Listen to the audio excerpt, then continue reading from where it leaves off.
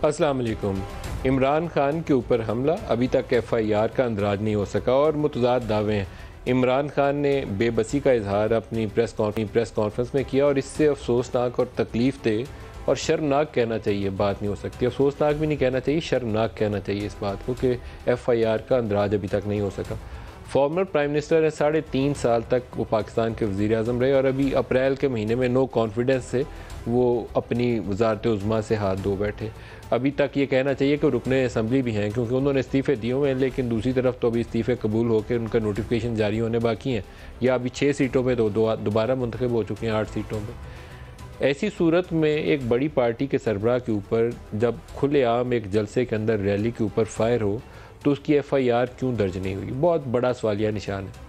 और FIR दर्ज ना करने के ऊपर जो जवाबात हैं वो भी तसल्ली बख्श नहीं है। अब 3-4 डेवलपमेंट्स हुई हैं जिसका आपसे ज़िक्र करना प्रोग्राम के आगाज़ में ज़रूरी है। एक वफाकी हुकूमत ने ख़त लिखा है, 5 तारीख इस ख़त के ऊपर डेट पड़ी है। वज़ारत दाखिला ने हुकूमत पंजाब को ये ख़त भेजा है, चीफ़ सेक्रेटरी को भी भेजा है, एडिशनल चीफ़ सेक्रेटरी को भी और IG पुलिस को भी भेजा है। इस ख़त का जो आखिरी पैरा है, बाकी तो उन्होंने अपने तहफ़्फ़ुज़ात का इजहार किया कि FIR के अंदराज में जो ताख़ीर हुई है उससे बहुत ज़्यादा नुकसान होगा, लेकिन जो इसका आखिरी पैरा है बहुत मीनिंगफुल है। बल्कि ये कहना चाहिए कि आइंदा से केस की शक्ल क्या होगी उसी पैरे से उसका तयन हो जाता है।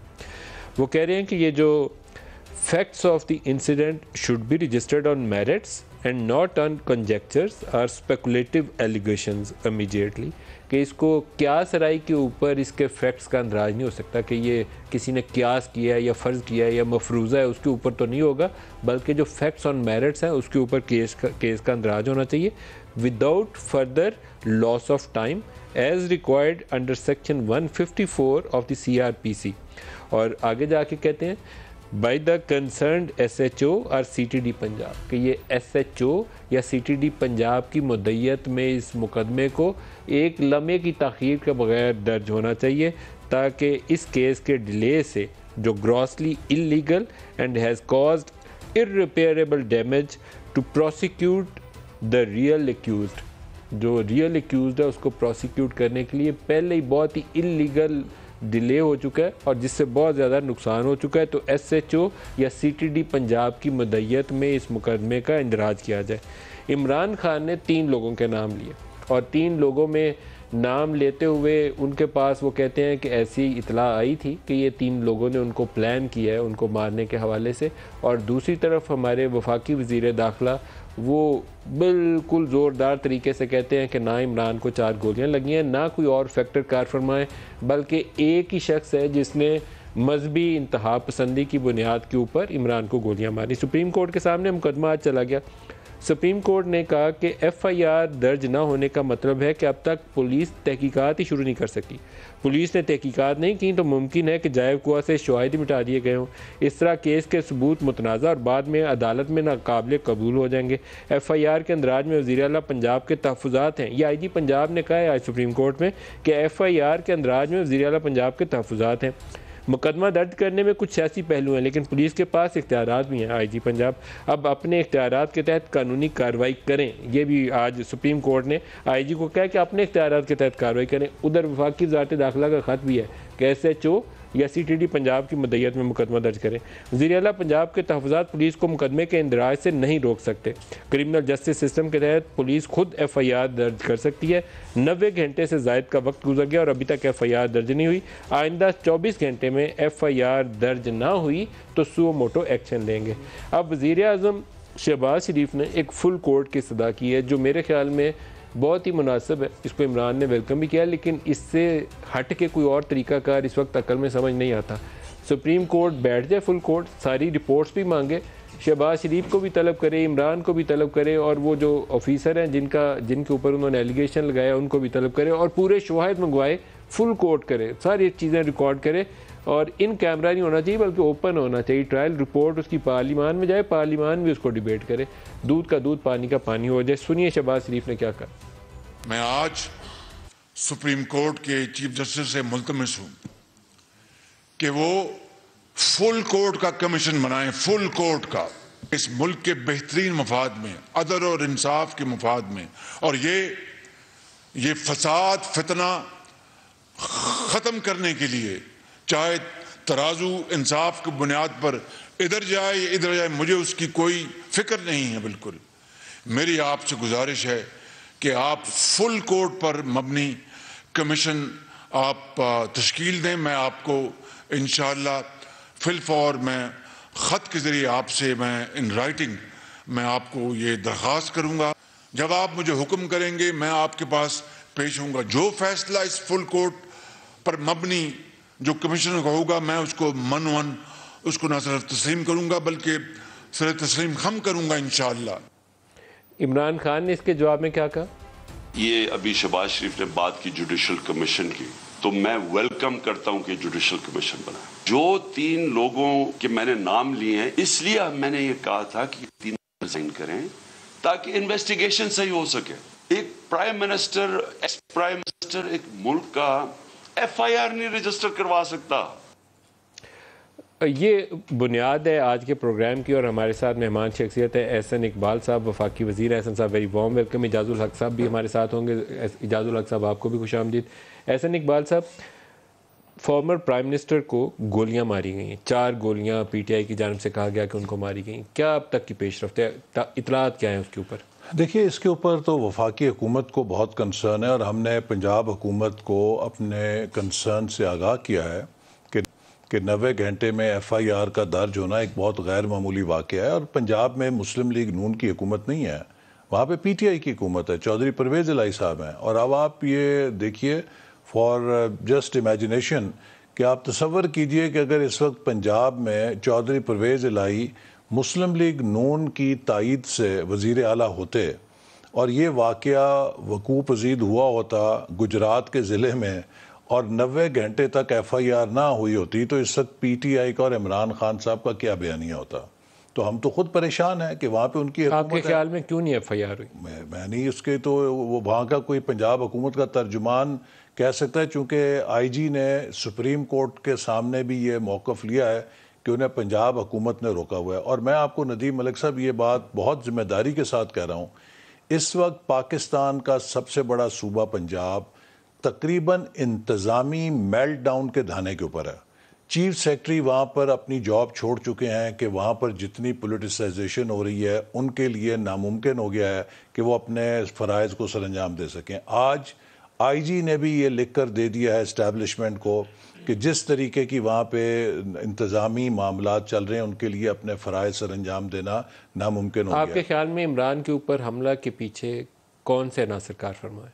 ये तो इन्वेस्टिगेशन ही बताएगी ना, लेकिन बज़ाहिर जो इस वक्त तक एविडेंस सामने है, मैं तो उससे रिलेट कर सकता हूँ। इसी किस्म की सोच ने मुझे भी विक्टिम बनाया था 4 साल पहले, और उस वक्त से मैं तो मुसलसल 3-4 सालों से ये बात चीख कर कह रहा हूँ कि हम सबको इस मुआशरे से इस सोच की बेखुनी करने की ज़रूरत है जहाँ पर कोई फ़र्द अपने हाथ में किसी दूसरे फ़र्द के ईमान का तराजू उसकी ज़िंदगी मौत का फ़ैसला करता है। ये एक बहुत भयानक अमल है जो कि हमारे सोसाइटी के अंदर फैलाया गया है, इसकी आबियारी की गई है। और मैं आपको नदीम मलिक साहब ये भी बताऊं, मुझे दुख से कहना पड़ता है, हम मुजम्मत करते हैं जो कुछ इमरान खान साहब के साथ हुआ और हम सब ने मुजम्मत की है। 4 साल पहले जब मेरे साथ ये अमल हुआ था तो इमरान खान साहब की जमात ने मेरा मजाक उड़ाया था। इनके जो मीडिया सेल हैं, ये मेरा दायां बाजू उसमें गोली का निशाना बना, पेट में अभी भी वो गोली है।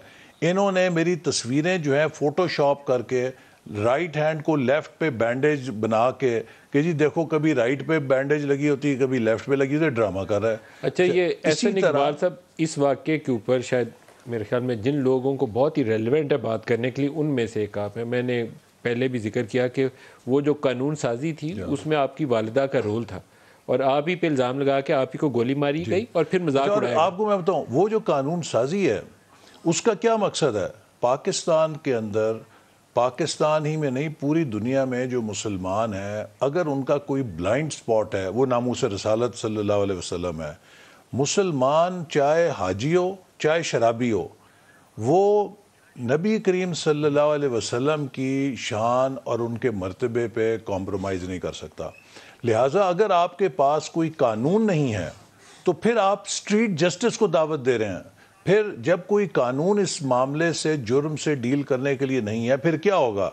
गली गली, मोहल्ले मोहल्ले, मस्जिद मस्जिद फतवे लगेंगे, लोग स्ट्रीट जस्टिस करेंगे। इस कानून को बनाने का ये मकसद था कि अगर कहीं कोई ऐसी शिकायत हो तो रियासत उसकी जिम्मेदारी ले, और यही किसी रियासत का फ़र्ज़ होता है कि वो जो ताज़ीरात हैं उसका फ़ैसला अदालत ने करना है, किसी इंसान ने नहीं करना। लेकिन अगर ये कानून ना हो तो फिर हर इंसान कहेगा जी कानून कोई नहीं है, वो फलाना गुस्ताख था, मैंने उसको मार दिया। एहसन साहब, जो तहरीक इंसाफ का इल्ज़ाम है, इमरान खान ने अपने जलसों में इस वाक़े से पहले भी इस इल्ज़ाम को आयद किया था और उस वाक़े के बाद प्रेस कॉन्फ्रेंस में दोबारा उसको दोहराया कि उनके पास इतला है और वो कह रहे हैं कि शहबाज शरीफ, राना सनाउल्लाह और एक DGC साहब ने मिल के ये प्लान बनाया और इसलिए उनको गोली लगी। देखिए, मैं फिर ये कहूँगा कि ये नहायत ही गैर जिम्मेदाराना सोच है। मैंने तो बिल्कुल डीटो इसी तर्ज के, अगर आप देखिए, मैं आपको 3 मिसालें देता हूँ।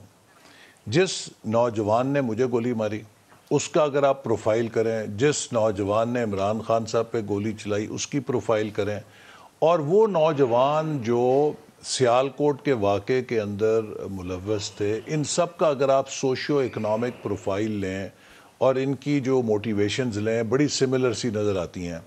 ये सोसाइटी के अंदर एक ट्रेंड है जिसकी आबियारी इमरान खान साहब ने 4 साल पहले की, जब हमारे खिलाफ ये चलाया जा रहा था। आज उसी आग ने उनके दामन को जलाया है जिसको ये तेल छिड़क रहे थे हमारी दफ़ा। क्या वफाक के पास इसके अलावा कोई इतला है, कोई सिक्योरिटी इंटेलिजेंस? देखिए, वफाक को हमारे तो जो इस वक्त तक हमने इन्वेस्टिगेशन तो हमसे शेयर नहीं की जा रही, कोई हमारी रसाई नहीं है ना मुलजिम तक। हम तो जो वाक़याती मामलात हैं उनसे इस चीज़ को अभी जज कर सकते हैं जो प्राइमा फेसाई यही लगता है कि एक रिलीजियसली मोटिवेटेड नौजवान ने की। लेकिन मैं जो चीज़ इम्पॉर्टेंट है वो ये कहना चाहूँगा, देखिए, आपने क्राइम सीन देखा, किसी ने उसको नहीं संभाला, उसी वक्त जो क्राइम सीन है उसको रिपोर्टर्स के हवाले कर दिया गया, सारी दुनिया चढ़ गई, सब नामो निशान वहाँ से मिटा दिए गए। किसी इमरान खान साहब का मेडिको लीगल नहीं किया गया।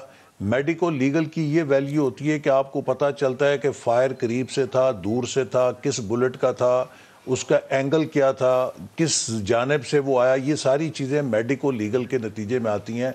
कोई ऐसा काम नहीं हुआ, ना करने दिया गया है। इसी तरह आपने देखा कि वहाँ पर जो FIR है उसमें इतना डिले करके उसको अब मतलब आएंगे, कानून की ज़बान में केस बड़ा मुबहम हो जाता है कि भी क्या ये सेकंड थॉट के साथ है, तीसरे थॉट के साथ है।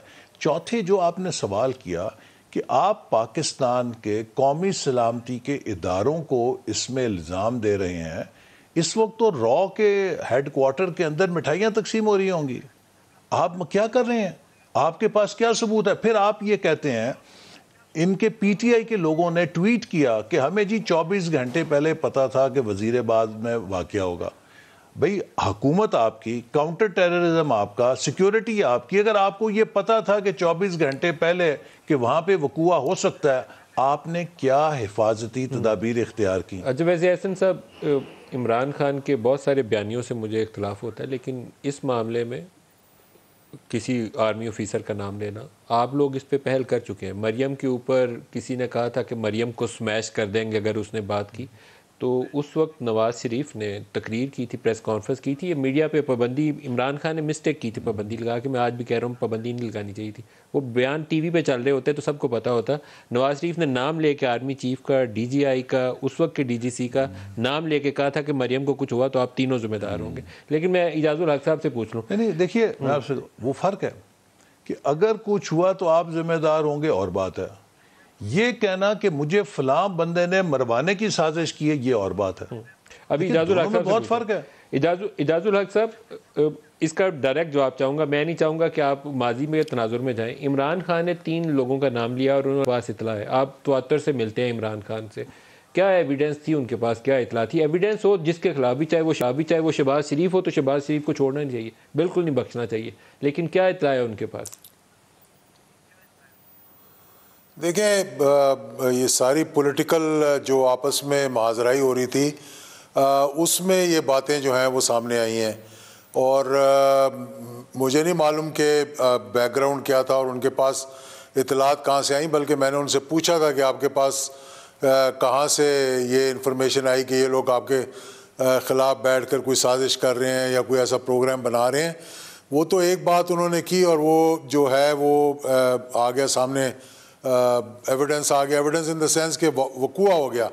अब बात ये देखें, पहली बात तो इस सारे केस को ख़राब करने की कोशिश की गई, यहाँ तक कि FIR दर्ज नहीं हुई। तो FIR दर्ज नहीं हुई, वो पंजाब हुकूमत है, एहसन इकबाल साहब ने भी कहा, इन पर भी हमला हुआ, मुझ पर भी 3 दफ़ा सुसाइड अटैम्प्ट हुआ, मैं भी बच गया, अल्लाह ताला ने बचाया। जिस जगह पे मैंने जलसा करना था वहाँ से 3 मंजिला जो बिल्डिंग है वो गिर गई थी। लोग पकड़े भी गए थे, लोग पकड़ने के बाद कोई एविडेंस देने के लिए नहीं जा रहा था, पुलिस डर गई, पुलिस वापस चली गई। मैंने ऊपर केस खराब करने की कोशिश की गई, FIR दर्ज ना करके, ये किसने कोशिश? मैं बताता हूँ, मैं बताता हूँ, मैं ये कहता हूँ कि सिर्फ आप ये देख लें कि वो वीडियो किसने रिलीज़ की, क्योंकि दफ़ा 164 CRPC के बगैर कोई एविडेंस नहीं होता। वो जिसने भी की है वो उसने केस को ख़राब करने की कोशिश की, क्योंकि पूरे पाकिस्तान ने फिर उस पर बात करनी शुरू कर दी। सब भूल गए कि भाई केस क्या हुआ है, गोली कहाँ से चली, एक जगह थी या 2 जगह थी, 2 बस लगे जो कि वो कहते हैं कि नीचे से गोली आई और उसके बाद सामने से गोली आई है जब वो नीचे हो गई। इमरान खान साहब ने मुझे बताया। तो ज़्यादातर लोग जो उस कंटेनर पे मौजूद थे उनसे तकरीबन मेरी बात हुई है, जो खड़े रहे उनसे भी, जो नीचे झुक गए थे उनसे भी, तो सब ने कहा कि दो जगह से फायर हुआ है, एक नीचे से हुआ और एक सामने से बर्स्ट आया। तो जब नीचे से हुआ तो वो लोग बैठे हैं, जब बैठे हैं तो सामने से आया, और अगर ना बैठते तो हो सकता है कि बड़ा हादसा हो जाता।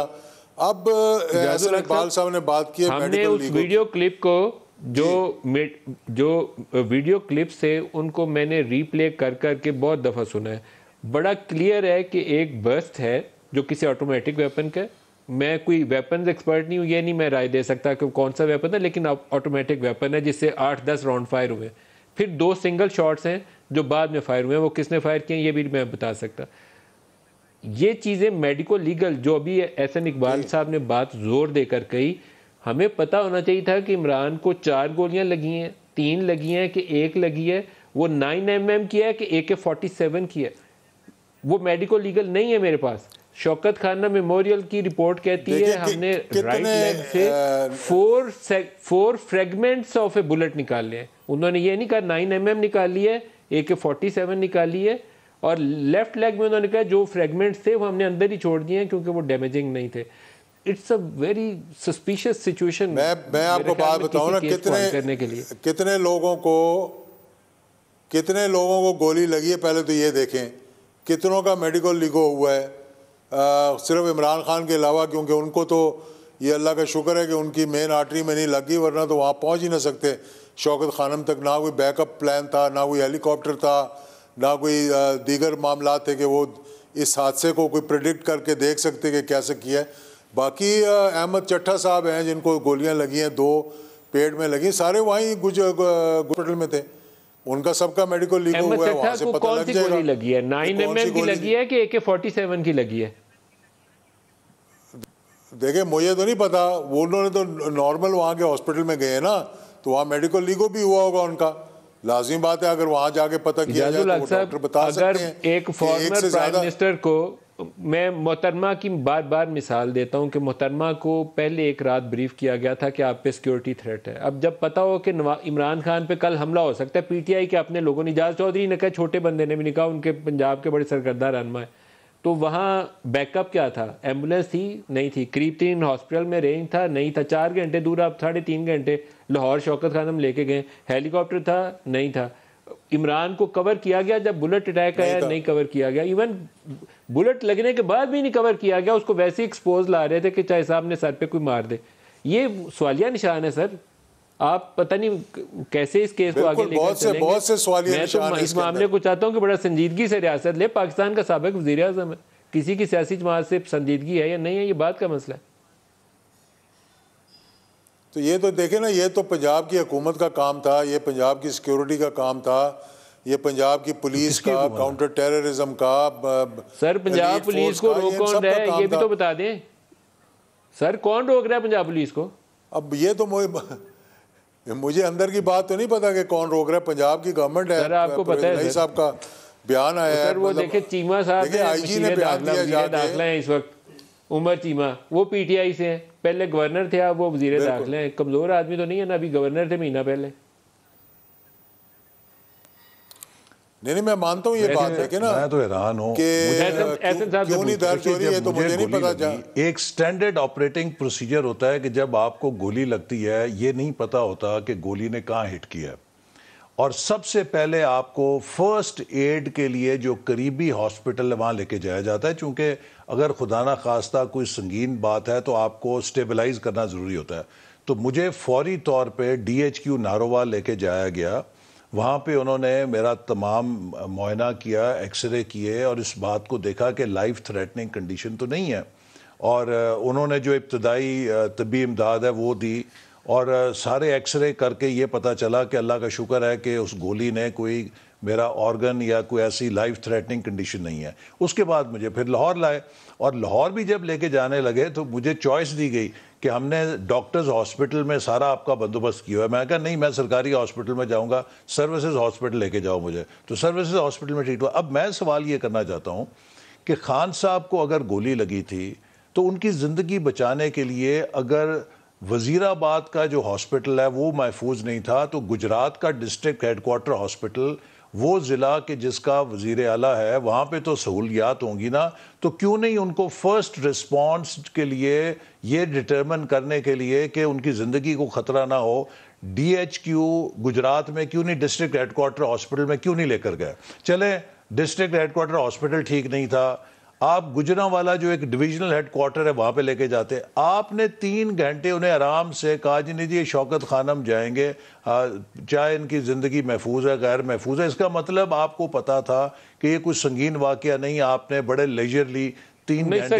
ये assumption गलत है साहब। नहीं तो फिर और क्या जस्टिफिकेशन है? इमरान को उस वक्त गोलियां लगी हुई थी, ये कैसे ज़ूम किया जा सकता है कि संगीन नहीं है? मुझे आप ये बताएं, अगर गोली लगी थी और संगीन वाकया था तो सबसे पहले क्यों नहीं उनको वो tehsil headquarter hospital Wazirabad, district headquarter hospital Gujrat और डिविजनल हेडक्वार्टर हॉस्पिटल गुजरांवाला, जो कि रास्ते में ये सारे हॉस्पिटल्स थे कि जहाँ पे जो दूसरी assumption है आपकी सर, ये बहुत खतरनाक है, ये आपको assume नहीं करना चाहिए। नहीं, मैं तो ये कह रहा हूँ कि जब आप ये सारी ऑप्शन ना एक्सरसाइज करें और आप 3 घंटे के लिए रिस्क लेने के लिए तैयार हैं, तो इसका मतलब यह है कि आप उस वाक़े को संगीन नहीं समझ रहे। आप कहते हैं कि हम कोई बात नहीं, खैर सल्ला है, 3 घंटे के बाद शौकत खाना पहुंच जाएंगे। फिर सर आप इंटीरियर मिनिस्टर थे पाकिस्तान के फॉर्मर, जब आपको गोली लगी, ये संजीदा मामला था। इमरान फॉर्मर प्राइम मिनिस्टर है, ये उससे भी ज्यादा संजीदा। इसीलिए मैं ये सारे नुकात बता रहा हूं कि देखिए, आपने जैसे कहा कि 24 घंटे पहले आप उनके बकौल ये पता है कि जी हमला होना है वजीराबाद में, कोई एक सिक्योरिटी का प्रिकॉशन बता दें कि क्या आपको गैर मामूली सिक्योरिटी के प्रिकॉशन वहाँ पे लिए आपने? पुलिस ये कहती है कि हमने खान साहब को थ्रू आउट कहा कि आप ट्रक के आगे बुलेट प्रूफ शीशा जो है वो रखें। उनका लेटर भी है, उन्होंने जारी किया, मैंने वो पढ़ा है, वो चीजें लिखी हुई हैं, लेकिन वो इमरान तो एक्सपोज था, बिल्कुल सामने खड़ा। ठीक है ना, जब आप कह भी रहे हैं कि आपको पता था कि यहाँ पे हमला होगा, तो आप अपने आप को एक्सपोज करके दावत दे रहे हैं, फिर तो खुद उसके मुताबिक। फिर आपने जैसे मैंने कहा कि देखिए, कुछ हर चीज के प्रोटोकॉल्स होते हैं। एम्बुलेंस क्यों नहीं आपने साथ रखी अगर आपको इतना खतरा था? किसी हॉस्पिटल में रास्ते में आप क्यों नहीं रुके जहां आपको रुकना चाहिए था? और फिर पंजाब में आपकी हुकूमत है, हमारी हुकूमत नहीं है, जवाब इन्होंने देना है, हमने नहीं देना। ब्रेक ले लें जी, ब्रेक से वापसी से पूछते हैं।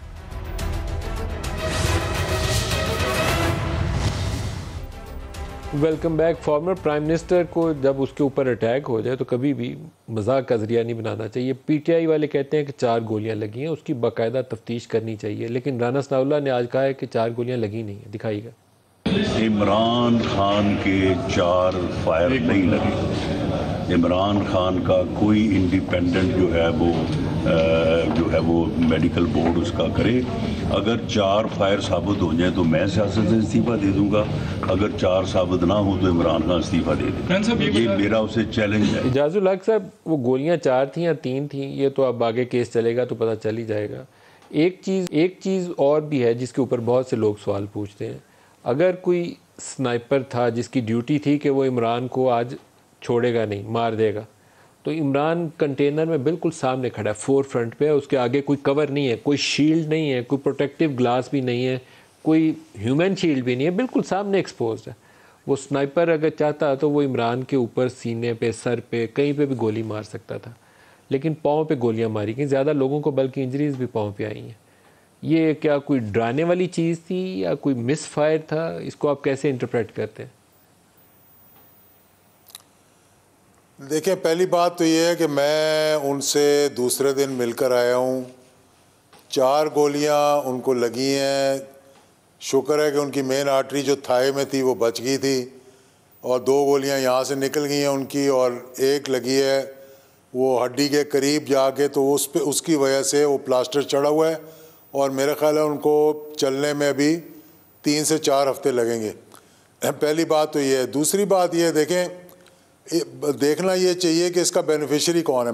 मेरे नज़दीक मैं ये देख रहा हूँ कि अगर किसी ने ये करवाया था कि मुल्क के अंदर अफरा तफरी फैलाने के लिए, या किसी ने कराया था इमरान खान साहब से बदला लेने के लिए, या किस वजह से ये करवाया गया था, तो ये तो मैं नहीं कह सकता। और मैं ये कहता हूँ कि इन्वेस्टिगेशन में जितनी ताख़ीर होगी उतना ही मसाइल और बढ़ेंगे।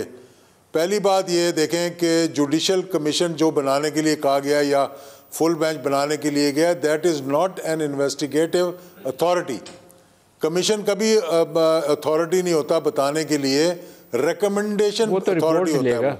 मैं खुद रिपोर्ट्स लेगा नदीम साहब, मैं आपको बता रहा हूँ कि मेरे आपने सवाल का जवाब नहीं दिया। कमीशन से गुजरा हूँ। इजाजुल हक साहब, इमरान सामने एक्सपोज टारगेट था। अगर वो कातिल चाहता, मतलब मेरा इस पे तशवीश भी है, मैं खुश नहीं हूँ। इमरान से हमने 20-25 साल इतना ज़्यादा उससे इंटरेक्शन रहा है, तो मुझे ज़ाती तौर पर बड़ा दुख है उसके साथ जो कुछ हुआ है।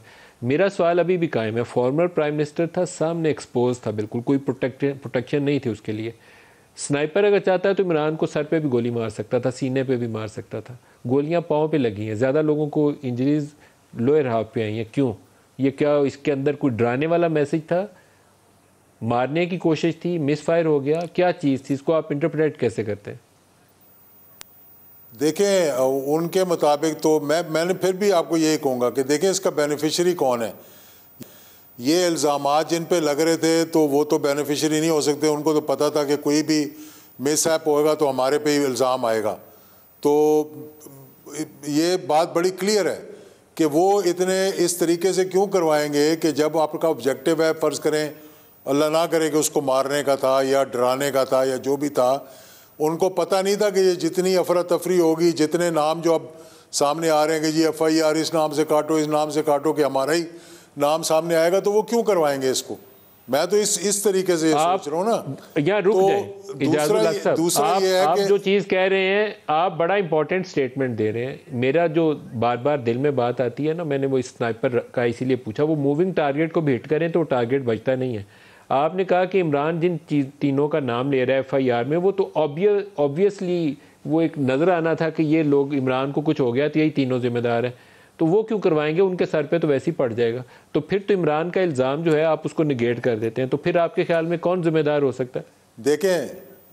देखें राना सनाउल्लाह साहब की पे जो जाती है ये बात, वो इसलिए जाती है कि मेरे दोस्त भी हैं, मैं उनको बहुत अच्छी तरह जानता भी हूँ, और हमें उन्होंने जब हम पे 302 का केस बना था, जो मैंने 3 साल तक भुगता, एक जाली केस, तो उसमें उन्होंने हमारी बड़ी हेल्प की थी, जेन्युइनली ऑन मेरिट। लेकिन उनकी जो ज़ुबान है, जो उनको एक वर्बल वो है, जिसको कहते हैं डायरिया कह लें, आप जो मर्ज़ी कह लें, कि जिस किस्म की वो ज़ुबान इस्तेमाल करते हैं, तो सीधा इंसान के जहन में जाता है कि ये शख्स कुछ ना कुछ करवाएगा, कि कुचल देंगे, सांप है, फितना है, फलाना है, मच जेल में भेज दूंगा। ये काम होता है इंटीरियर मिनिस्टर का। ये एहसन इकबाल साहब भी, आपके ख्याल में कौन है इसके पीछे? चौधरी निसार साहब भी रह चुके हैं। ये तो फिर आगे आपकी राय होगी ना, लेकिन आपके ख्याल में कौन है इसके पीछे? किसने इमरान पे हमला करवाया? देखें, मैं किसी पे इल्ज़ाम नहीं लगा सकता जब तक इन्वेस्टिगेशन ना हो।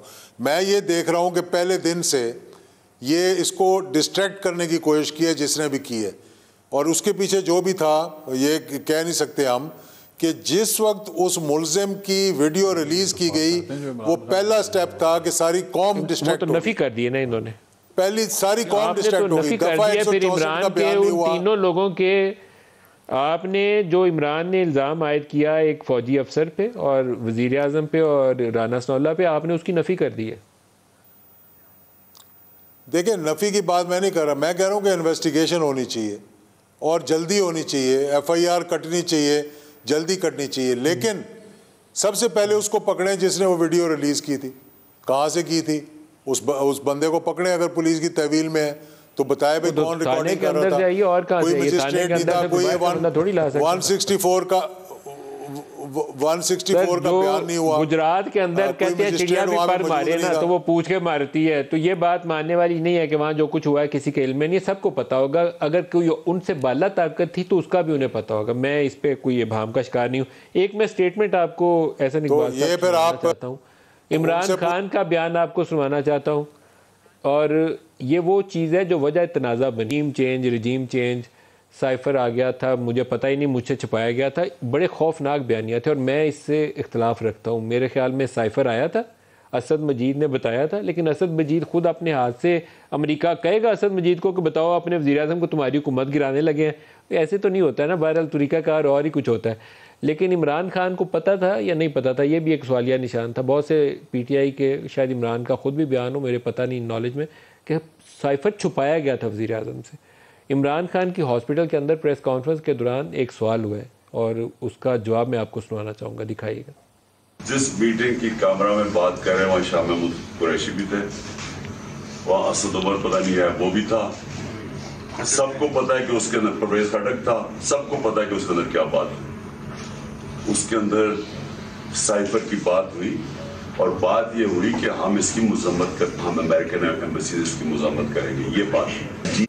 ये 11 मार्च की वो मीटिंग है जो DG ISI ने और फ़ौज के वो लोग जो NSC के अंदर मौजूद थे। हमने मुख्तलिफ लोगों से क्रॉस चेक किया तो उन्होंने कहा कि NSC का ये जो मीटिंग के अंदर तस्करा है, इससे पहले 11 मार्च को कामरा में जनरल बाजवा ने खुद इमरान खान से इसके ऊपर तस्करा किया था, क्योंकि असद मजीद की अपनी रिकमेंडेशन थी कि हमें डिमार्च करना चाहिए। तो वो डिमार्च का ही जिक्र इमरान खान ने हॉस्पिटल के अंदर वो जो सवाल है उसके जवाब में किया। ये तनाज़ा अजीबोगरीब है सर। अभी भी आज इमरान खान ने ख़त लिखा है प्रेसिडेंट आरिफ अलवी को कि 243(2) के तहत जो अपने इख्तियारात इस्तेमाल करें।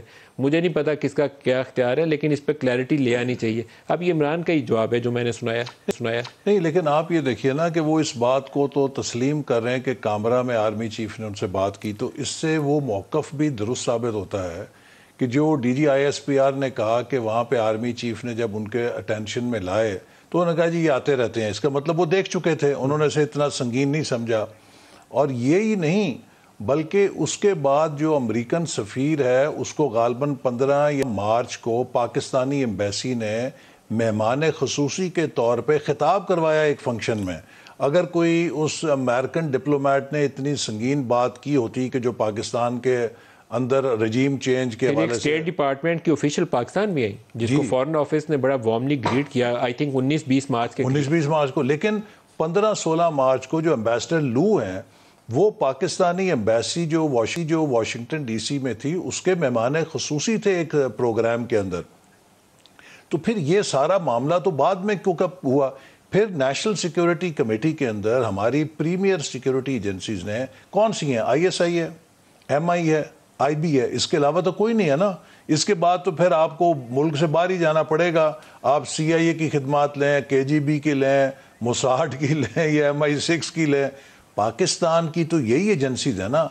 अगर आपको MI कह रही है, ISI कह रही है, IB कह रही है कि हमारे पास कोई सबूत नहीं कि ये रजीम चेंज की साजिश थी, और आप फिर उसे रजीम चेंज का एक रंग दें, तो फिर जो ऑडियो टेप के अंदर बात सामने आई है कि जी हम इसे खेलेंगे, तो फिर तो आपने मुल्क के मुफाद से खेला ना। खात में उसका भी तस्करा किया। असल में इमरान ने उन ऑडियो टेप्स को डिनाई नहीं किया, इसका मतलब है कि उसको उन्होंने ओन किया, इसीलिए वो कह रहे हैं कि ऑडियो टेप्स भी रुकनी चाहिए। ब्रेक ले लें, ब्रेक से बात करते हैं।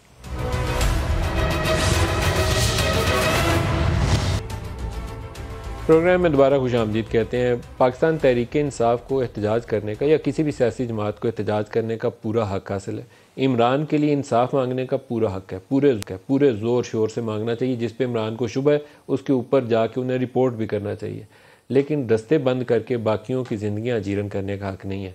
इस वक्त स्कूलों के बच्चों की और हॉस्पिटल जाने वाले मरीज़ों की, एम्बुलेंसेस की जो आज सिचुएशन हुई है इवनिंग में, और ये कंटिन्यू रहेगी अगले 2 दिन, क्योंकि उनका जो प्लान है अब लॉन्ग मार्च को जुमेरात तक ले गए, वो लम्हा फ़िक्री है।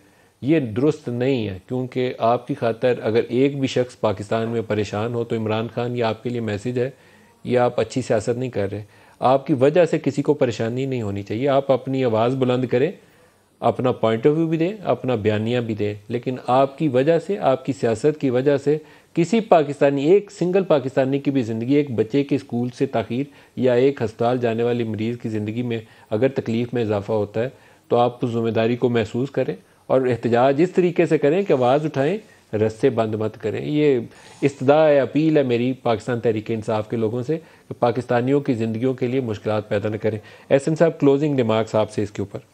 देखिए, मैं समझता हूँ कि पाक जिन मुश्किलात से गुजर रहा है, हम सब पे बड़ी जिम्मेदारी है कि हम होशमंदी के साथ अपना कॉन्डक्ट करें। पाकिस्तान को इस वक्त इंतशार की ज़रूरत नहीं है, पाकिस्तान को इस वक्त नफ़रत की ज़रूरत नहीं है, पाकिस्तान को इस वक्त यकजहती की ज़रूरत है और पॉलिटिक्स के अंदर आपको बातचीत करने की ज़रूरत है। आप सड़कों पर, कल तक तहरीक लबैक अगर आती थी तो आप उसके ख़िलाफ़ एक चार्जशीट जारी करते थे। आज वही चीज़ अगर आप ख़ुद कर रहे हैं तो आपके लिए वो हलाल हो गई है। तो मेरा ख्याल है कि ये दोहरा मेयार नहीं होना चाहिए। इमरान खान साहब को पार्लियामेंट में आना चाहिए अगर वो डेमोक्रेट हैं, या हुकूमत के साथ बातचीत करें, लेकिन ये जो तशद्दुद, ये बड़ी अच्छी अभी आपने बात की है, आप फॉर्मली दावत दें इमरान खान को कि पार्लियामान में आए, वहाँ इस अटैक पे भी बात करें, बाकी हर मुतनाज़ा इशू पे बात करें। मैं उन्हें पीटीआई पूरी को दावत देता हूँ कि अगर आप डेमोक्रेट्स हैं तो उसका फोरम सड़कें नहीं है, उसका फोरम असेंबली का फ्लोर है। वहाँ पर आएँ, आके अपने जो मौक़िफ़ को रखें, गुफ्तगू करें, बातचीत करें, डेमोक्रेट्स की तरह मसाइल का हल निकालने में आपको सुप्रीम कोर्ट ने कहा, आपको हाई कोर्ट ने कहा, लेकिन आप सिर्फ अपनी ज़िद के ऊपर पैरा दे रहे हैं। बहुत शुक्रिया एहसन इकबाल साहब, इजाज़ुल हक साहब, आप हमारे साथ रहे। आज के लिए इतना ही, इजाज़त दीजिए। अल्लाह हाफ़िज़।